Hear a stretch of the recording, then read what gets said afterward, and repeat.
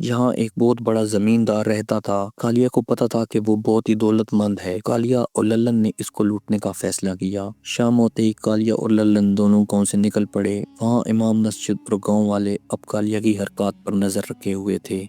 रास्ते में इमाम मस्जिद ने कालिया और लल्लन को जाते हुए देखा। इमाम मस्जिद ने गांव के मुखिया को सारी बात पहले ही बता दी थी कि जिसने इनको लूटा है वो कालिया लगता है, क्योंकि इन्होंने इसकी आवाज पहचान ली थी। कालिया और लल्लन जंगल से होते हुए पहाड़ों में चलते हुए दूसरे गांव चले गए। अब रात का वक्त था। कालिया और लल्लन दीवार फलांग कर जिम्मेदार के घर में दाखिल हुए। उन्होंने जिम्मेदार को बांधा और इसके घर का सारा सामान जेवर लूट लिया। रास्ते में वापसी पर कालिया का एक पत्थर से पाँव फिसला और वो गिर गया और इसके पाँव में चोट लग गई। लल्लन कालिया को सहारा देकर जैसे तैसे कर इसको घर में छोड़ गया। सुबह होते ही चांदनी ने हकीम साहब को बुलाया और कालिया का जख्म दिखाया। हकीम साहब बोले जल्दी जख्म ठीक हो जाएगा, लेकिन इसको ये जख्म कैसे आया? चांदनी ने झूठ बोलते हुए वो गांव से दूर जंगल में लकड़ियां लेने गया था जहां ये गिर गया। हकीम साहब ने कालिया को दवाई लगाई और चले गए। कुछ ही दिनों के बाद कालिया का जख्म खराब होने लग पड़ा और उसकी टांग काली पड़ गई। हकीम साहब को जब बुलाया गया तो हकीम साहब ने जख्म देखा और बोले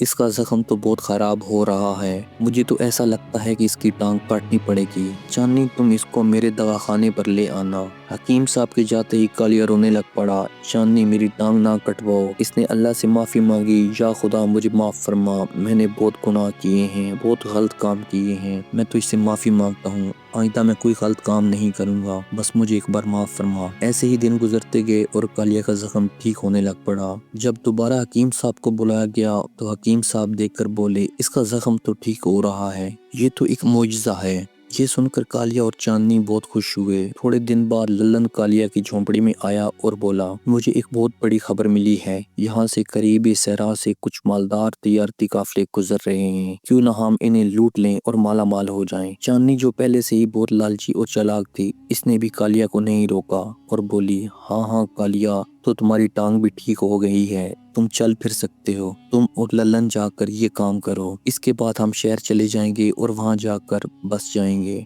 कालिया जो अपनी बीवी की कोई बात नहीं टालता था, हाँ तुम सही कहती हो। अब लल्लन और कालिया उस दिन का इंतजार करने लग पड़े जब काफिलों ने वहाँ से गुजरना था। आखिरकार वो दिन आ गया। शाम होते ही कालिया और लल्लन अपने हथियार लेकर सहरा की तरफ रवाना हो गए। कालिया की टांग भी ठीक हो गई थी और वो चलने फिरने लग पड़ा था, लेकिन वो ये बात भूल गया था कि इसने खुदा से क्या वादा किया था। इसने तौबा की थी और कहा था आज के बाद वो कोई गलत काम नहीं करेगा। कालिया और लल्लन जब रास्ते पर पहुंचे जहाँ से काफले गुजरने थे तो वो दोनों एक जगह एक पत्थर के पीछे छुप कर बैठ गए। कुछ ही देर बाद इनको ऊँटों और घोड़ों की आवाज आई और कुछ लोग